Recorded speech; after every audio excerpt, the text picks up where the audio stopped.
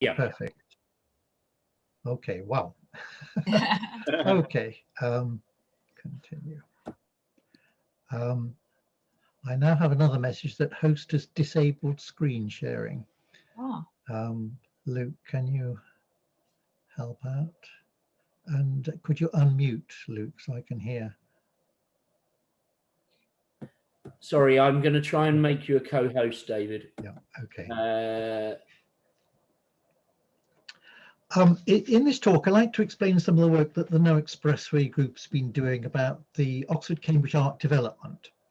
These plans cover the 5 counties. They involve houses, roads, jobs, the environment, and local democracy.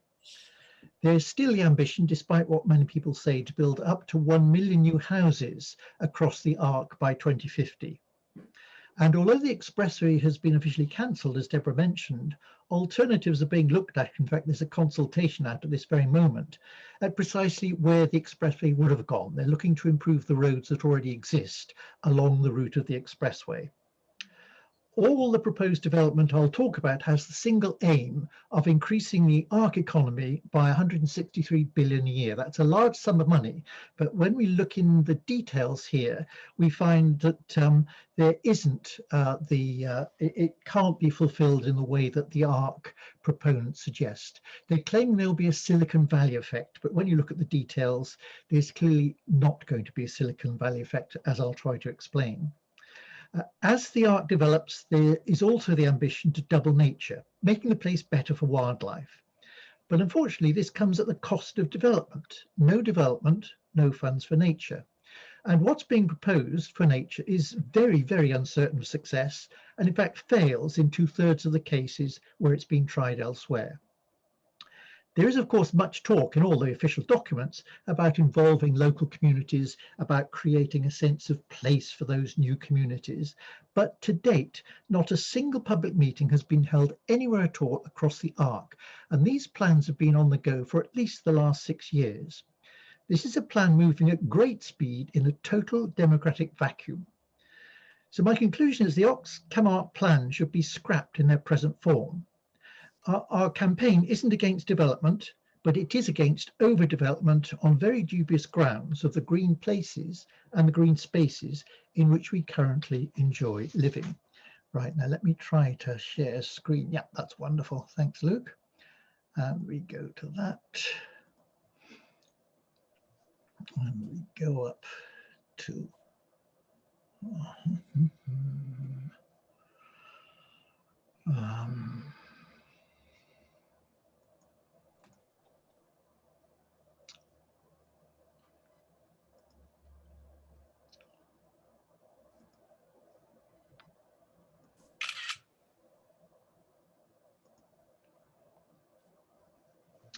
So the title is called Smoke Mirrors and Whitehall's Oxford-Cambridge Ark Plans.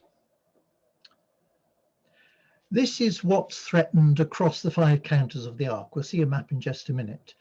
Roads are really built to do 2 things. Obviously to decrease the journey time from A to B, but almost importantly, it's also to open up new green fields for housing development. It's not just roads for traffic, it's roads also for houses. This is a map of the 5 counties of the Oxcam Ark as defined now by the Ark Leadership Group. And these plans affect the entire extent of all 5 counties. So you may remember there was a sort of sausage-shaped corridor in which the expressway would have gone. The development may mostly have gone in that corridor, but now it will go across all 5 counties. And you can see the total number of houses in those counties at the moment, and the total population and the total area. And the plans are to add 1 million houses to these 5 counties, which will be almost 2 million people.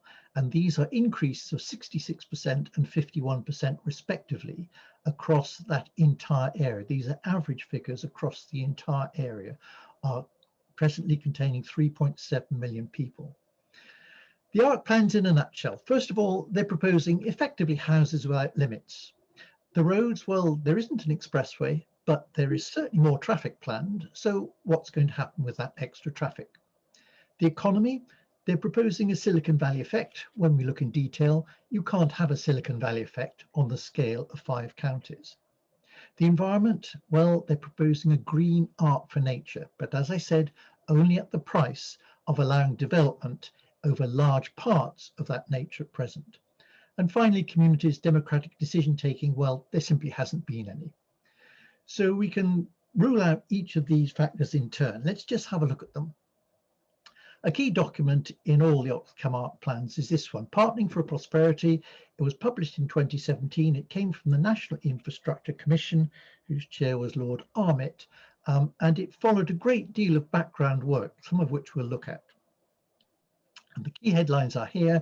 They're proposing East-West Railway, which is going ahead, Oxcam Expressway, which was cancelled in March this year, 1 million new houses, 1.1 million new jobs, and the prize at the bottom, an increase in the local economies of 163 billion by 2050.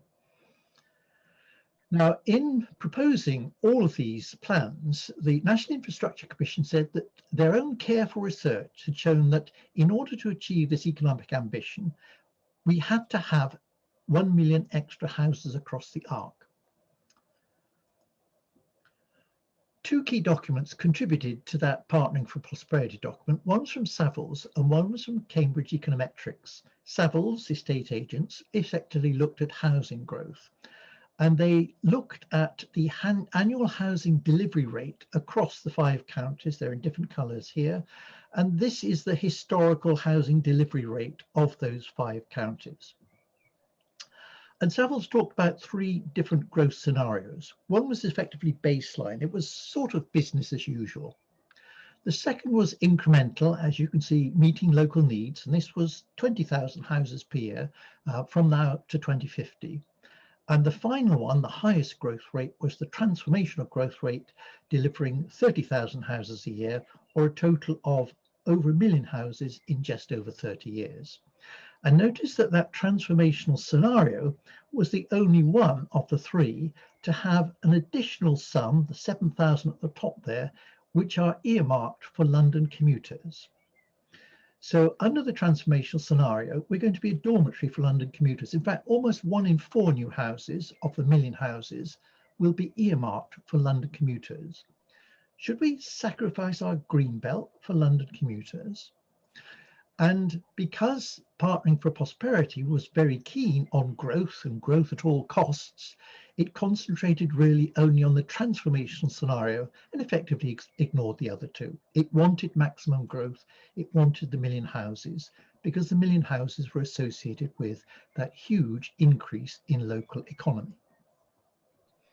Now, when you go back to look at that Savills report, you read something extraordinary about how Savills itself justified the transformational growth, the one delivering 30,000 houses per year. The first reason was, well, the Oxcam corridor has got to take its share of the nation's 300,000 housing target, which was then the target in 2016 when this report was written, and of course it's still the target today. And the second reason is that the Oxcam corridor must also meet the housing needs of economically connected areas with insufficient housing. Now that's euphemistically talking about London commuters. Look at those 2 statements in detail, and you have to conclude that the 1 million houses for the Ark have nothing at all to do with the needs of the Ark communities, which is what the NIC was trying to persuade us, nor even the needs of the businesses and the growing businesses across the Ark. The Ark in this scenario is simply a dumping ground for houses that can't go elsewhere. And this first topic here, for example, Savills simply said, well, we know the government has a target of 300,000 houses. If all the other local authorities across the nation can't simply provide that number, the mutant algorithm or whatever version of it you choose to take, then the balance of the 300,000 could easily go in the Oxcam Ark because there's lots of space there. I mean, this is quite frankly an insult to all of us who live in the Ark at the moment. So there's absolutely no economic justification for the 1 million houses at all. If we look at the NIC document, Partnering for Prosperity, it also distributed those 1 million houses. Here's a map that comes from that document. I'm outlining at the moment, of course, Oxfordshire, the entire county of Oxfordshire. And then these other lines don't quite correspond to the counties whose names they're given, Bucks and Beds, for example, or Cambridgeshire. But this is the map that Savills produced to allocate the 1 million houses. And you can see within each sort of territory, there's a pie chart, and the pie chart has 3 different colours on it. The colours refer to different sorts of houses. In pink are the currently planned homes. So these are houses in local plans. Now, although Savills reckon there are only 60,000 houses in current local plans, of course, you all know under the Oxfordshire Growth Deal that 60k is in fact 100k by 2031, the current local plan period. The second, the dark blue, is for London commuter homes. As I said, almost 1 in 4 houses across the Ark will be for London commuters. And then by far and away the largest proportion of all new houses is the dark brick red one there, which are the additional Oxcam Ark homes, the homes which will be unlocked by all the development proposed by the National Infrastructure Commission. Now, in total, Oxfordshire allocation of those million houses amounts to 300,000. So if we're building 100,000 according to the growth deal by 2031, at the current rate we're delivering new houses, what this means is we have to deliver 200,000 more between the 2030s and 2050s, which involves delivering houses at twice the rate they're currently being delivered, which most of us who live in Oxford think is already a pretty high rate already. When we compare the allocation of houses with the current housing stock across the Ark, we find that in Oxford's case, the allocation of 300,000 would more than double our entire existing housing stock. It would increase our housing stock by 105%. For Northants, it's that. For Beds and Bucks, it's that. And for Cambridgeshire, it's 81%. These are huge increases, and we need to compare these figures with what the Office of National Statistics predicts is the increase in the number of UK households on average across the nation by the same time, 2050. Across the nation, we're going to require 16% more houses. But according to the Oxcam Ark plans, this particular small part of England will have to suffer much higher rates of increase than the average. So effectively, we'll actually be taking houses away from other parts of the nation and sucking workers in from other parts of the nation if we deliver so many houses into such a small area. Let's look at Oxfordshire's growth, past, present and future. And in fact, we can start at the Doomsday Book. This is obviously a year scale at the bottom, and the Doomsday Book has rather precise numbers for people and houses in Oxfordshire. And over the course of the centuries, we come to the last census when we had 260,000 houses and 650,000 people. Let's see what the current local plans and the Oxcam Ark plans imply. They imply a continuing and exponential growth into the future, apparently without limit. And you can produce equivalent graphs for all counts of the Ark. It raises the question, do our planners think there really are no limits to growth? Or this quote by Kenneth Boulding, anybody who believes in exponential growth can go on forever, in a finite world is either a madman or an economist. And I suspect those in charge are probably both. So remember, the ONS, the Office of National Statistics, predicts an increase of about 16% of household numbers across the nation, and that's everything in white on this map by 2050. That 16% would require about 3 million more houses. Here, of course, in pale blue, we've got the Oxcam Ark. So why should up to 1 million of those 3 million houses nationwide go into such a small area? We're going to squeeze 1/3 of the needed housing growth to 2050 into less than 5% of the land area of the United Kingdom. The South East is already overheated economically. House prices are astronomical because we're all crowded together and there aren't enough houses. And this plan will make matters much worse. That's the houses, the roads. Now, you know the expressway has been cancelled, but in fact, once Highways England, who was planning the expressway, had left the field, England's economic heartland, a regional transport authority, stepped into the breach and started to look at how to increase connectivity across the 5 county areas, which I'm outlining now. And they're looking at what they called connectivity corridors, which are these various oblongs in various colours.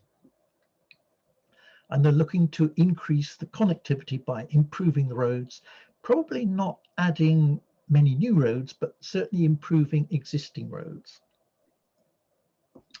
Now, there's a webinar that followed the release of this document on the left here in February of this year, at which Naomi Green, who's one of the responsibles in EH, made the rather startling announcement that the road improvements are only to meet existing needs. Now, of course, we're all aware of the congestion on Oxfordshire's roads, and it's the same really all the way across the Ark. And yet the EH plans involve adding 860,000 houses to the EH area, which is slightly larger than the Ark area. So EH has slightly different housing targets, and it doesn't plan to increase the number of roads for all the cars that will come from all those extra houses. And on top of that, EH is planning to decarbonise the entire transport system across the Ark area, not just our existing cars, but all the cars in the 860,000 new houses. It wants to decarbonise the entire system, not by 2050, but by 2040. This is simply pie in the sky thinking. The way that they aim to decarbonise it is simply they take a piece of graph paper, they put a dot on the current carbon emissions of all the cars across the Ark at the moment, and they add the cars from the 860,000 houses. They draw a line from that point to zero by the date of 2040 or 50, and they think by some miracle it's going to happen. There is currently a consultation open from England's economic heartland on the two corridors on which it's presently concentrating its attentions for this year, 2021. Those two corridors are Corridor A in brown here, which is called the Oxford-Milton-Keynes corridor. Sound familiar? It should be, because that's precisely where the expressway was going to go. And the second corridor is Corridor B, the purple one here, which goes from Oxford to Northampton to Peterborough. And they would like our ideas on how we use those corridors, how we would like them improved. So this is essentially promoting more car-dependent sprawl. These are effectively road corridors, although EH claims that they're in fact multimodal hubs. They also involve railways as well. The economy. Why are we suffering all of this development? Well, it's the economy, stupid, is the short answer. And all of those people who push the Ark say we want to create a Silicon Valley in England. Now, of course, we've got a Silicon Fen from Cambridge. We've got the London M4 Silicon Valley already. But the proponents of the Ark simply want a Silicon Valley effect between Oxford and Cambridge. Let's look at the real Silicon Valley. We've got a little map here. Most of the Silicon Valley development was in here, around the Santa Clara Valley. It's got about the same number of people as the Ark, just under 4 million, but it's about a third the length of the Ark. So the Silicon Valley is in fact geographically quite small compared to the Oxcom Ark. Let's see what happened in the Silicon Valley in the last 80 or so years. Here's a picture of the Santa Clara Valley, probably in about the 1950s or 60s. Silicon Valley really began to develop with the invention of the transistor. So that was from the 1980s onwards. So here's the Santa Clara Valley now. You can see it's extremely well developed. Lots of houses, lots of businesses. But what's happening? Well, in those 5 years, Silicon Valley created far more jobs than the new houses it could build to accommodate those workers. House prices shot up. Some of the key industries and high-tech industries in the Silicon Valley have now chosen to leave it. Tesla, Oracle, HP. HP is particularly ironic because it was in the garage of Hewlett and Packard that the first oscilloscope was made, and that was the foundation of the Silicon Valley effect. All of these things mean that a 2016 survey of Silicon Valley residents said that 46% of them actually wanted to leave the valley. It was simply getting an impossible place to live. So the question you have to ask ourselves is this really what we want for the Ark? Do we really want a Silicon Valley effect that in 40 years will mean that half of us want to leave it, and it'll probably be the poorer half of us? The second key document contributing to Partnering for Prosperity was from Cambridge Econometrics. And they looked at Savills' 3 growth scenarios, and then they cobbled onto that predictions of future populations, labour forces and the economic output. And it's the economic output that we're going to concentrate on. One wonders, given that Savills was simply saying, well, let's dump houses in the Ark, that Cambridge Econometrics wasn't simply told to go and put some lipstick on the pig. Clearly, nobody in the Ark is going to accept having houses dumped on them. But if it can be justified that the economy is going to take a rocket boost, then maybe people will be happier to accept it. So let's look at some of the figures. You remember that there were three scenarios in Savills house build: baseline, incremental, and transformational. And Cambridge Econometrics simply looked at, well, how many people would there be? And in 2014, of course, in all three scenarios, they're the same number of people. It's the starting point for development. But according to the different scenarios, we had different numbers of people, different numbers of jobs. And importantly here, this is the GVA, the economic performance. GVA is very like GDP in 2014. So the baseline figure is the same for all three scenarios. And then the result of all these extra people, jobs, etc., is that by 2050, the GVA will increase to this much. And these are the increments on the baseline figures across those three scenarios. And you remember that prize, the 163 billion of the National Infrastructure Commission's document, it's this figure here. It's the transformational scenarios increase in the 2014 GVA output if all this development takes place. Now, the trouble is that Cambridge Econometrics analysis mixes three quite different things. First of all, an increase in population.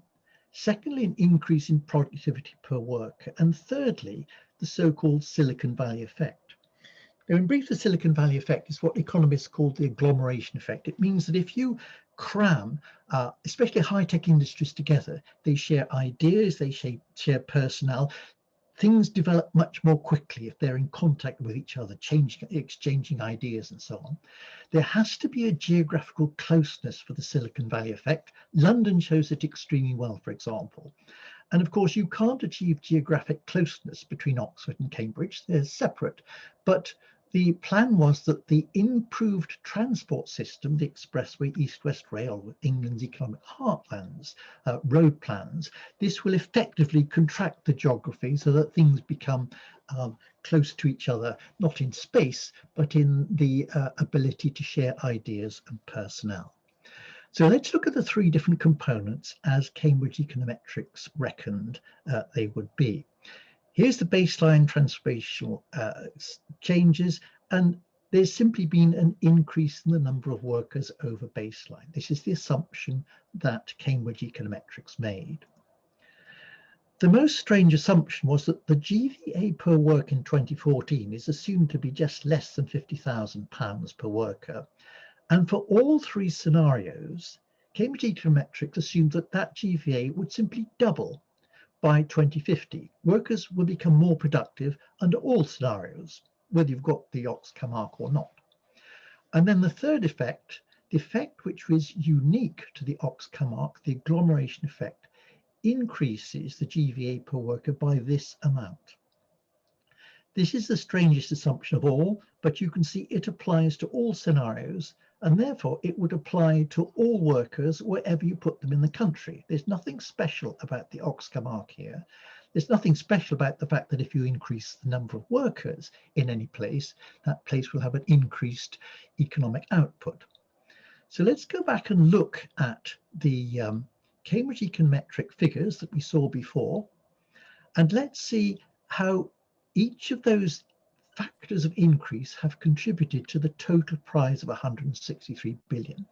Increased number of workers, increased productivity per worker, and then the increase due to the Silicon Valley effect.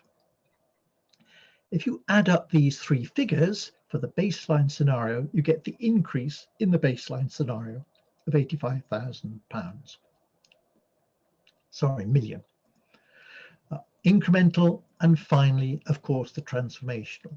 And if we add to the baseline figures these increases, we get the total increase to 2050. That's what the yellow arrows show. And here's that prize, the 163 billion of the Oxcom Ark plans. But let's now look at the contribution to that increase of each of those three factors. 33% of that increase is simply due to increasing the workforce. You've got more workers, you have more output. Simple, it could happen anywhere. 57% of the increase is due to the assumption that each worker is more productive. Again, that applies throughout the country wherever you put extra workers. And less than 10% is due to the Silicon Valley effect. Less than 10%, and this is the only benefit unique to the Oxcam Ark. Should we rearrange all 5 counters and cause so much destruction just for a 10% benefit on things that could happen anywhere else in the country? Now, of course, people are worried by the level of development, so the Ark Universities Group have got an environmental working group that is proposing to make the Ark green. It's proposing to double nature across the Ark. It's aware that we're all worried about nature, and it thinks that we can have all this development and also improve nature at the same time. So you've got an announcement from the Oxcam Leaders Group. The environment will be put at the heart of all of their decisions. Well, of course, you know much better than me the problem with Oxford already building on the green belt. Something like 11,000 houses are now earmarked to be built around Oxford's green belt. That's not exactly putting the environment at the heart of all our decisions, is it? Unfortunately, the various wildlife charities have got involved in this, this particular development. This is something from the RSPB about a year ago, called it the Nature's Ark, inviting us to be a part of it. And then the wildlife trusts at the same time launched something they called 100 Miles Wilder, the 100 miles meaning the 100 miles between, of course, Oxford and Cambridge. And it gave us various ways to build nature into the proposed Oxford-Cambridge Ark. And then Natural Cambridgeshire came up with the phrase of doubling nature. And Natural Cambridgeshire wants to put nature at the heart of just Cambridgeshire's agenda. This is what this first document was about. But the Ark Environmental Group saw an opportunity here, and so they decided to adopt the same label for all Ark developments. And this is a document produced by that environmental group of the Ark Universities Group, saying that the environment would be at the centre of everything we do across the Ark. Now, for all the fine words, none of the experts in the field, the environmental NGOs like BBOUT, the equivalent in Bedfordshire, Northampton, Cambridge, the RSPB, the Woodland Trusts, even CPRA and Friends of the Earth, none of them is in the government's local partners group that is key to deciding all developments across the Ark. It's a group that we're going to see in a later slide. None of them at all is involved, and yet they are supposed to be the experts on nature. Question is, well, will new laws, as in the new environmental bill, protect the environment? Now, the bill has just gone back to Parliament after being looked at by the Lords, and the bill includes a lot of very interesting ideas, such as it will include an obligation on developers to improve nature by 10% as a result of all the development. Let's see precisely what net gain means. This is a document from DEFRA, and it shows how the biodiversity net gain will work in practice. Let's look at scenario A. In scenario A, we've got a building site with a tree on it, and a developer comes along and decides to build 4 houses, but on the building site, he or she manages to create 2 trees. So we've got, in fact, net gain on the building site. This is called on-site offsetting. The development has been offset by growing more trees on site. This, one might suspect, would be quite a rare scenario, because if a developer has a field for building, he's going to want to cover it with houses rather than leave it half unbuilt. Scenario B is one where we start off with a field with so many trees on it. The developer builds houses. They can't quite create as many trees as were destroyed in building the houses. So he has to secure local habitat creation off-site, preferably nearby, and enough habitat creation off-site to achieve a 10% net gain. So there's obviously been a loss of biodiversity through building. That loss plus 10% must be created off-site. This is called off-site offsetting.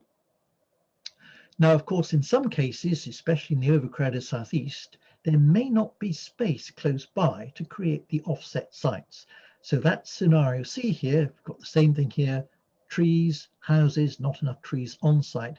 Instead of doing off-site offsetting close by, the developer simply pays into a national conservation fund, which creates offset sites elsewhere, and they may be tens or hundreds of miles away. The trouble, of course, with scenario C is that the local people, they experience all the pain of development here, but they see none of the gain of offsetting, which might be tens or hundreds of miles away. And I want to stress again that for the Oxcam Ark, if there is no development, the developer is very clear about this. If you don't allow us to develop some of the Ark, there will be no funds for nature. We won't provide funds for nature just for the sake of it. You have to allow us to build over some of nature in order to save the rest of it. Now, you can liken biodiversity offsetting to quite a few different things. Somebody's described it as like blowing up the National Gallery and offering to replace it with an art school. Or you can like it to taking Westminster Abbey, a wonderful, beautiful structure, like our beautiful habitats, simply demolishing it because of you're going to build on the site, moving the bricks elsewhere onto your offset site. Here's the offset site, moving the bricks here, and saying it's the same thing. Of course, it's not the same thing, and it's not going to be the same thing for tens or hundreds of years. This, by the way, is precisely what's happening along the track of HS2. HS2 is destroying ancient woodlands. It's taking saplings from the ancient woodlands and replanting them elsewhere and saying, we are moving ancient woodlands. Well, it'll take 200 or 300 years for those saplings to grow up. Meanwhile, what happens to the thousands of species which currently depend on the ancient woodlands being chopped down? Offsetting, in a nutshell, is a certain destruction of habitats in one place where building will take place for the uncertain hope of reconstructing them elsewhere on the offset sites. The question is, does it work? Well, in England, we've got very, very little experience. We have no database to say whether it will work here, but there's quite a lot of data globally, and most of those data are very, very pessimistic about the prospects. So Europe's been practicing offsetting for decades now, and here's the conclusion about offsetting in Austria and Germany. A substantial proportion of offsetting has simply failed to achieve the objectives. In Australia, they've been doing it for a few years now, and they've decided that in the offset sites, it would take more than 140 years for the offset site to produce the biodiversity gain that's required in the offsetting exercise. Now, we do in the UK have very limited experience based on 2-year pilot studies. They haven't been full offset studies, and they concluded that there was a shortage of expertise, not really surprising, but also a shortage of suitable offset sites and an unwillingness of developers to pay for the full impacts of them. Now, these are two worrying features which will be especially important in our overcrowded southeast.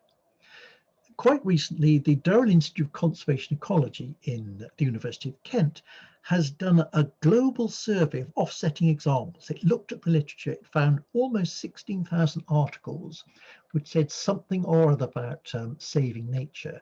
And sadly, it found very few studies, only 32 from 5 countries. There were multiple studies within each paper that could be assessed, not for net biodiversity gain, but for a slightly lower bar. In fact, no net loss of biodiversity.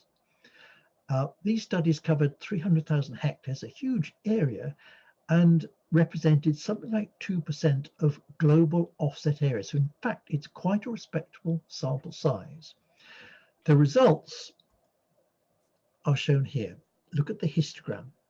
In green were the situations where no net loss was achieved. That's 1/3 of the examples. In 2/3 of the examples in brown and fawn here, in 2/3 of the examples, either no net loss was not achieved or the outcome was so uncertain they really couldn't decide. And there are certain habitats where, in fact, they could never achieve no-let loss, effectively forest habitats, which are very difficult to replace. So only 1/3 of offsetting has actually worked globally. And yet we've got the Ark Environmental Group gaily going on saying we're going to improve nature, we're going to double nature, we're going to offset all the building across the Ark. The hubris is breathtaking. Dieter Helm, the chair of the Natural Capital Committee, said no one has yet achieved net environmental gain at scale anywhere. And trying to achieve net gain across the 5 Ark counties is net environmental gain at scale. It simply hasn't been done. And let me give you an example. We've just seen that the net gain chance of success globally is about 1 in 3. Now, if a loved one of yours was going into a hospital for a major operation where the surgeon said the chance of survival is only about 1 in 3, would you be happy about it? I certainly wouldn't. And yet the chance of survival of natural habitats under the net gain proposals is also about 1 in 3. And we're not talking about a loved one, we're talking about a life support system, the things that gives us our oxygen, our clean water, and the food we eat. Now, more recently still, the same institute in Kent has looked at what they call early adopter net gain practice in the UK, because some UK local authorities are encouraging developers to adopt net gain practice before it becomes law. It's actually quite a good idea. And this is a paper exploring that experience to date. And it's not a particularly optimistic conclusion, because the conclusion is when they looked at these examples, 95% of the biodiversity units were from habitats within the development site. In other words, this is on-site offsetting. They were in sites managed by developers, not as expected to be off-sites managed by environmental NGOs. 95%. And the trouble with these examples is that there is no governance within the environmental bill to cover the situation. There's no specification that the developers should set up covenants that govern themselves for on-site offsetting. The environmental bill assumes that most offsetting will be off-site. The practice so far is that 95% of it is actually on-site, for which there are no laws or clauses within the environmental bill to cover it. And you can imagine what the response of a developer will be if 20 years down the line you point out that it didn't achieve offsetting on its building site in Oxford 20 years ago. What sort of response do you expect them to give? It'll be a sort of not me gov response. Of course it will. Finally, communities, democratic decisions. The question is, of course, who is taking all the decisions at the moment? Who's in charge? It's actually quite difficult to find out. It turns out that this is becoming a pet project of Boris in Number 10. We were told that in February by somebody in the Ministry of Housing, Communities and Local Government, who's currently in charge of developing Ark plans. We've got a number of ministries here. They're reporting backwards and forwards to Downing Street. They're doing lots of other things. They're talking to each other, perhaps a little bit. And at the moment, the group doing most of the Ark planning is a group within the Ministry of Housing called the Ark Leadership Group, of which Barry Wood of Charles District Council is the chair. And the Ark Leadership Group involves local partners, I mentioned them before, and the local partners are local authorities across the Ark, 4 local enterprise partnerships, and the 9 Ark universities, not the environmental NGOs at all. These are deciding the plans so far. And they've produced several documents, an economic prospectus. Each LEP has produced an industrial strategy for the Ark, and the Ark Universities Group has produced its documents on the environment. And we saw earlier on that England's economic heartland, beneath the Department for Transport, is looking at regional transport strategies as well. Now, in February, the government produced this rather important document called the Ark Spatial Framework, which is a route map to how the Ark will develop in the next 2 years. And this document proposes that by this summer, they will have established an Ark growth body to work cross-ministerially, effectively to take over leadership from this group within the MHCLG, and to knock heads together across these ministries and many others in order to push the Ark proposals farther forward. But to date, there's been absolutely no public engagement at all with any of these ministries: transport, housing, business, international trade, and of course DEFRA. Not a single public meeting anywhere of any of these people, with 3.7 million people who live in the Ark. It's a question the minister will not see you now.